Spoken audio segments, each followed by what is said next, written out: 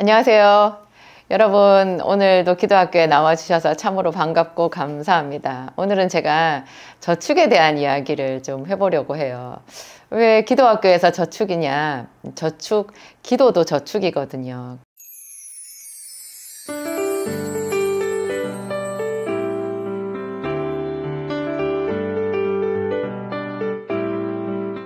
그 저축이라는 거 우리 그 삶의 열매예요. 여러분, 은행에다가 적금 통장을 하나 만들어 가지고 거기다가 조금씩 돈을 넣어보는 거 하려고 하면요, 우리 라이프 스타일을 바꿔야 돼요.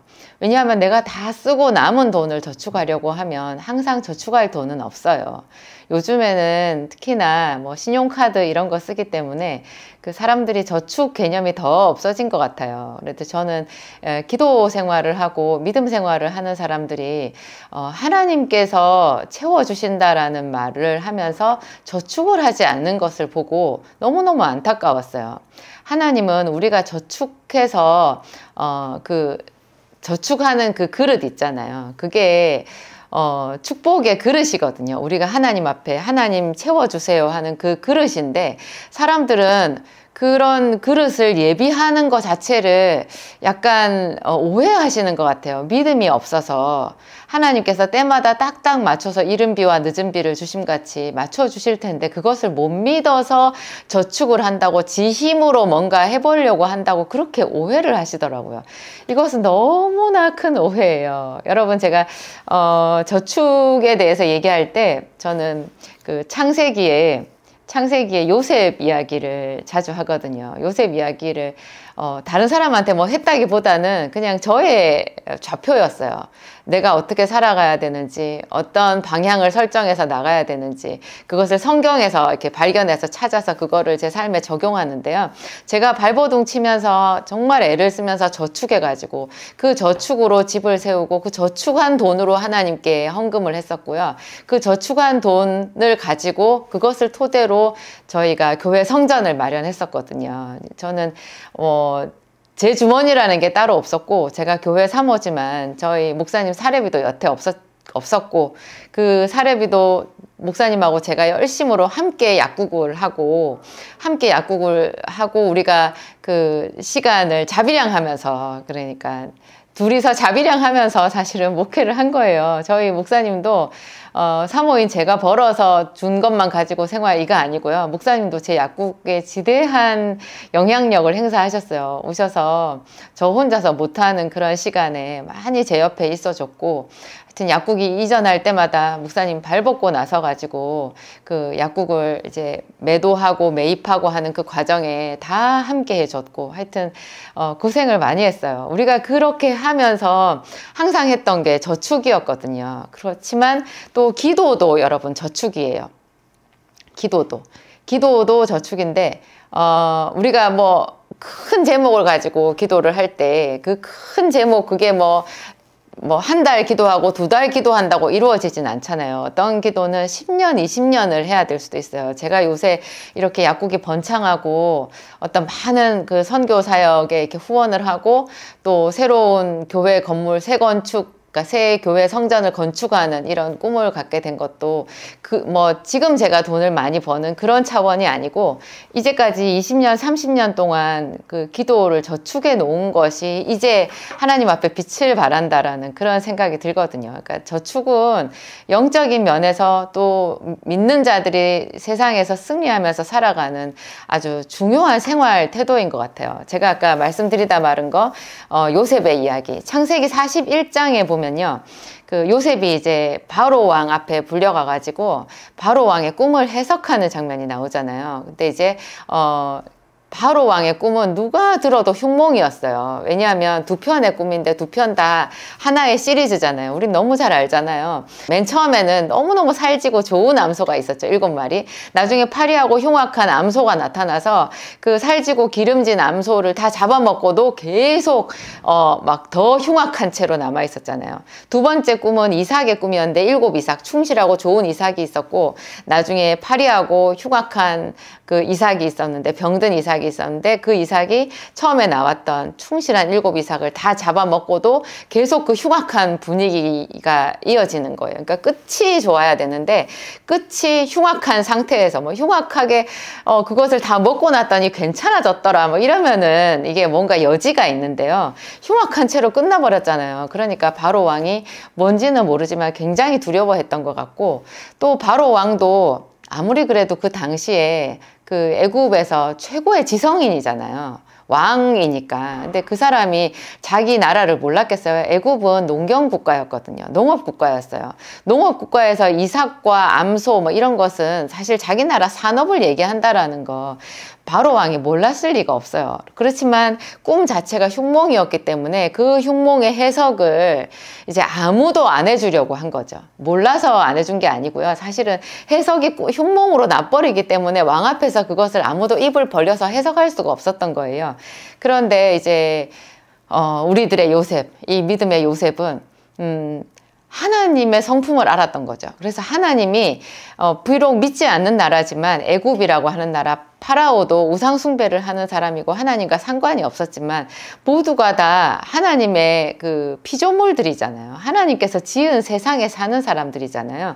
하나님은 사랑이시라는 거를 이 요셉은 너무 잘 알았어요. 자기가 험난한 인생을 살고 있고 지금도 감옥에 있고 끝도 없이 더 추락하는 것 같은 그런 중에서도 이 요셉은 하나님의 선하심을 믿었던, 그래서 믿음의 선진으로 충분히 우리가 지금까지 수천 년이 지나도록 묵상할 만한 가치가 있는 그런 사람이었던 거죠. 그런 청년이었던 거죠. 요셉은 그때 막 30살이라고 했어요. 그러니까 이 젊은 청년 얼마나 대단한 빛나는 믿음을 소유한 사람이었어요. 이 사람은 하나님이 바로 왕을 망하게 하기 위해서 이렇게 하실 리가 없다라는 전제를 깔았어요. 하나님이 당신에게 선한 대답을 하시리이다, 이렇게 말해요. 그래가지고 바로 왕의 꿈을 다 듣고 나서는 하나님이 그 하실 일을 바로에게 이렇게 2번 겹쳐서 꿈을 꾸게 한 것만큼 속히 행하시려고 이것을 주신 거다.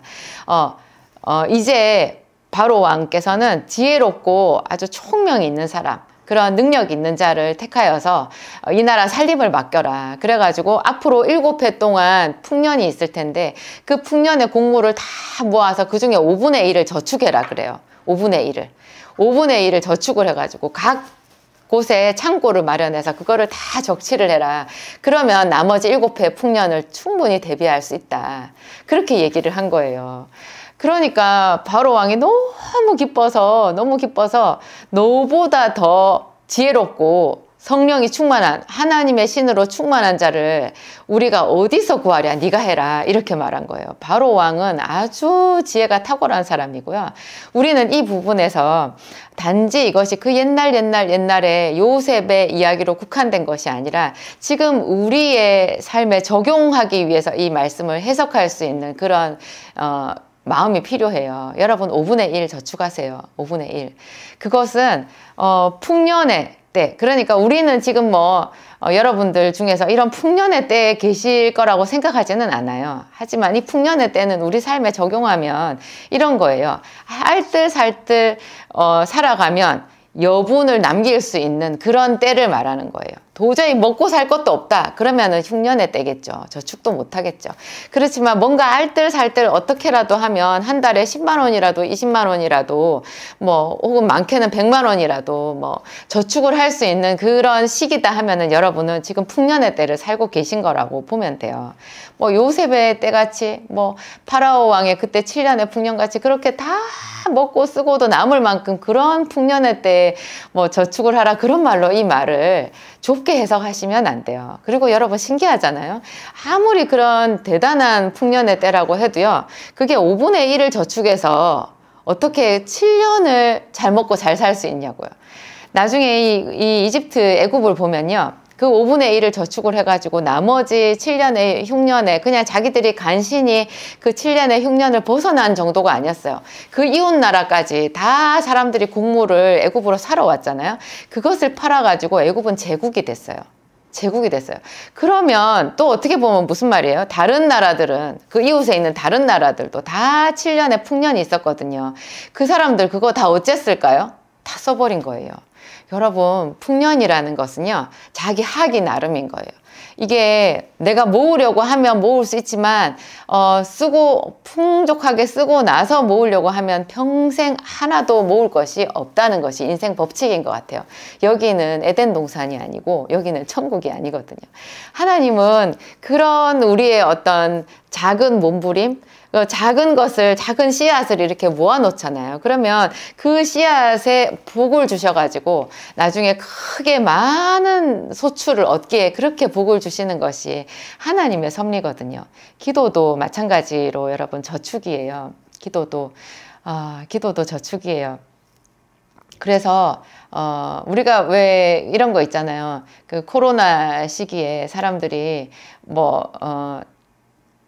거리두기, 사회적 거리두기 하고 교회도 안 나오지만, 나올 수도 없었지만 직장에 안 나가는 것은 상상을 못 하더라고요. 그런데 교회에서 예배하거나 기도하는 거는 1순위로 제끼는 거예요. 공중 예배를 못 드리면 혼자 따로 아무도 없는 시간에 교회 가서 성경이라도 보고 기도하고 예배해야 되겠다. 혼자라도 교회를 찾아가야 되겠다라고 생각하는 사람은 정말 제가 잘 못 본 것 같아요. 그러니까 그런 면에서도 우리가 하나님 앞에 진실하지 않다라는 것 아니겠어요? 우리가 하나님께 정말 감사하고 찬양하고 그분을 사랑한다고 이렇게 하면서도 우리가 가만히 보면 직장보다는 항상 하나님이 저 뒷전에 있어요. 돈보다는 하나님이 항상 저 뒷전에 있는 것 같아요. 뒷전에 있는 것 같아요. 그래서 우리의 믿음, 내가 하나님께 얼마나 더 진실한가 자기 자신을 가늠해 볼 때요. 내가 돈을 버는 거라면 어떤 세상에서 좋은 이렇게 기회를 잡는 거라면 어떻게 했을까? 그런 식으로 이렇게 대치를 해가지고 바꿔가지고 한번 생각을 해봐야 되는 것 같아요.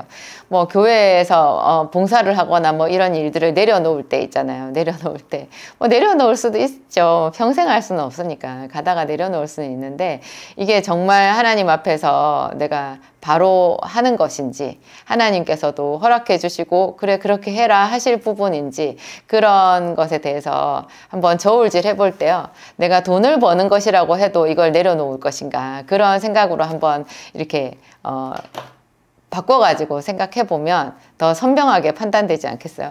하나님은 사람을 외모로 취하지 않고 그 사람의 내면을 본다라는 말이요. 그거 많은 사람들이 참 뿌듯하게 생각하시던데요.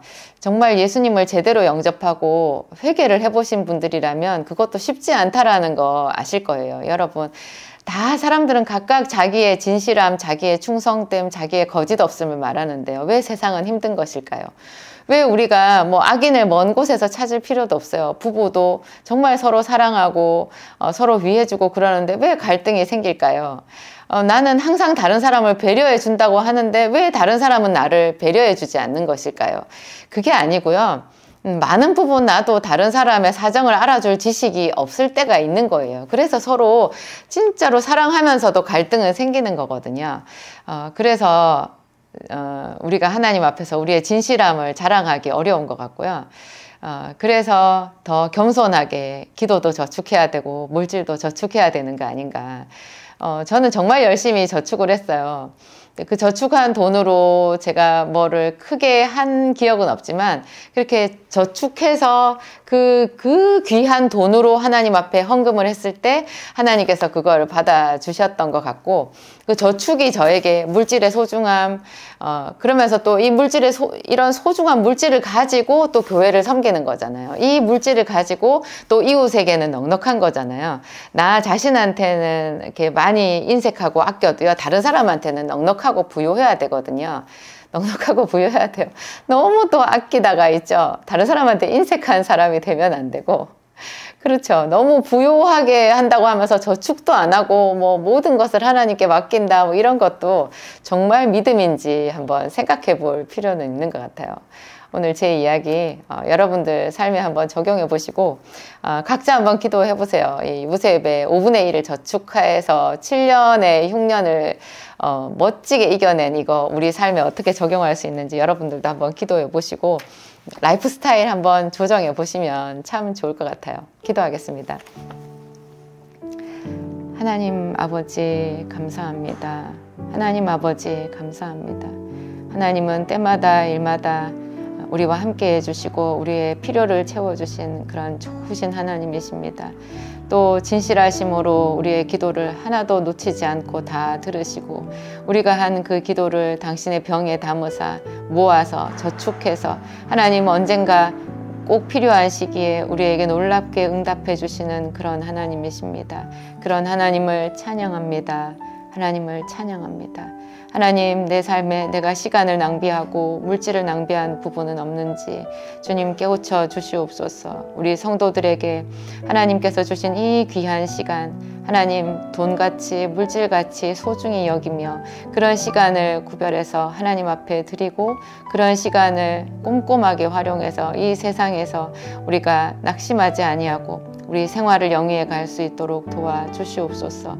요셉은 그렇게 어려운 중에도 자기 인생이 풀리지 않고 깊은 감옥 속에 있는 중에도 선하신 하나님을 선포했습니다. 자기보다 얼마나 높은 온 천하의 권력자인 바로의 앞에서 하나님의 선하심을 말할 수 있었고 하나님 그 선하신 하나님께서 바로에게 선하게 대답해 주실 것이라고 말할 수 있었습니다. 어떻게 죄수가 그 시기에 온 세상의 왕이고 하나님 거의 우상으로 떠받들림을 받는 그런 사람 앞에서 그 선하신 하나님의 하나님 온전하심을 선포할 수 있습니까? 그 하나님의 완전하심을 그 자리에서 입으로 말할 수 있습니까? 참으로 요셉의 믿음은 고귀합니다. 하나님 우리 아버지 그런 믿음 닮아가기를 간절히 소원합니다. 하나님 우리 아버지 나는 조금만 어려워도 하나님 나에게 왜 이러시냐 불평할 때 많았습니다. 하나님 우리 아버지 조금만 두려움이 찾아와도 더 기도의 줄을 놓칠 때도 많았습니다. 하나님 우리 성도들 연약한 마음 붙들어 주시옵소서.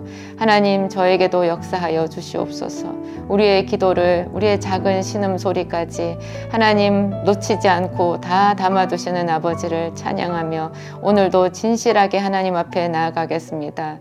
우리 성도들에게 기도의 마음, 하나님 기도의 지식, 아버지를 아는 놀라운 통찰력, 하나님 지혜의 마음을 주시옵소서.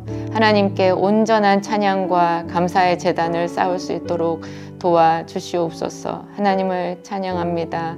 영원히 하나님을 찬양합니다. 감사함으로 이 모든 말씀을 우리 주 예수 그리스도의 이름으로 기도하였습니다. 아멘.